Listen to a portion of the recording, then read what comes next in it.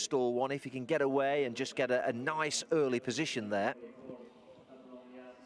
So he's definitely one for the short list. Not a great deal of depth to this race, but certainly I thought Hiroshi was the paddock pick for me. The form of his Newcastle run has worked out well. Stepping up in trip, cheek pieces on. And he's a 2-to-1 market leader. Sure to go well here, but just got a feeling if she settles in the early part of the race, that One Last Dance could win this for Richard Hughes and the team. You can see that she's going to be one of the last ones to load. She was just a little bit on her toes, nothing too untoward, but hopefully she'll get into the race down that back stretch from stall 11. I think she might just be a little bit of value here against the market leader. Yellow cross belts out the back. That's Apache Jewel, who was a bit better coming back off a break at Chelmsford last time in a fillies race. Didn't quite see it out that well over 7, so stepping up in trip, is that going to catch her stamina out again here? You could argue it was a better race. And all eyes now on One Last Dance under Shane Kelly, because she is going to be the last one to load. Let's hope she will go forward without any issue into stall 11. And once she does, Darren Owen is our man in the commentary box. As she steps forward, Darren, it's all yours. Good afternoon, Simon. Good afternoon, everybody.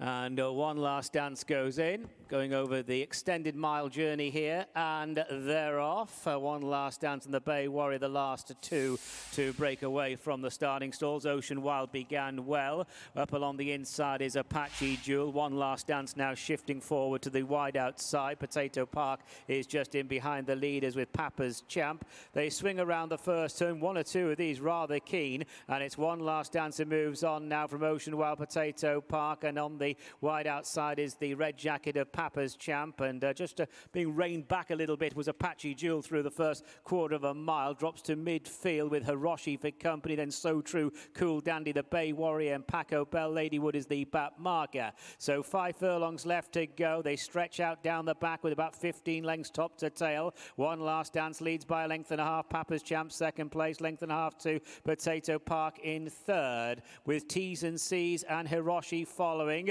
They're followed by Ocean Wild, further back to Cool Dandy, So True, the Bay Warrior. Apache Jewel being scrubbed along. Paco Bell and Ladywood are following. 3.5 furlongs left to run, and it's One Last Dance in front. Here comes Hiroshi 3 wide. The red jacket of Papa's Champ being pushed along. Potato Park there behind the runners, and then comes T's and C's who's trying to make an effort. They're inside the 3 furlong marker. One Last Dance really trying to stretch this field. Leads by 2.5 lengths to Hiroshi second. Break of 3 to T's and C's in third, and Papa's Champ So True trying to pick up. Maroon Cap, Yellow Sleeves, a Cool Dandy to the wide outside, and homeward bound, and One Last Dance is about 5 lengths clear at the furlong marker. Hiroshi in second place, back in third T's and C's, then So True best of the rest, and inside the closing stages it is all about One Last Dance and Shane Kelly. One Last Dance wins really well, close second T's and C's and Hiroshi, and they're followed by Ladywood.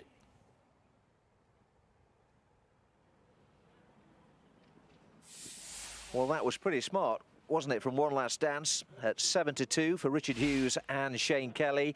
Got away very quickly from that wide draw in stall 11, was just about in front at the first bend, which can often take a bit of doing, and she's absolutely dominated this race and scooting clear off the home turn. She's run green in front, as you'd expect. Shane just keeping her up to a task in the closing stages, but she's far too good for these. I think a horse that can run as well as that in bad ground in a Newbury novice has to be respected, dropping down into a low-grade nursery. We see the start again here from stall 11. Have a look at her. She needed to get away. She didn't actually jump that well, did she? She just got caught back on her haunches here, but she really showed good early speed to get forward. There was a lot of shouting and scrimmaging going into that paddock bend, I can tell you. But Shane was in the clear, and he's found his way around the field there to get a dominant position, and this was a nice performance. Off a mark of 64, she could be open to a fair amount of improvement, this filly. And she's won this at 7-2. T's and C's ran on to be second at 5-1. Hiroshi didn't look the easiest for Holly back in third, the 2-1 favourite. And we're off and running here at Wolverhampton. Meanwhile, let's head back to the sunshine at Uttoxeter.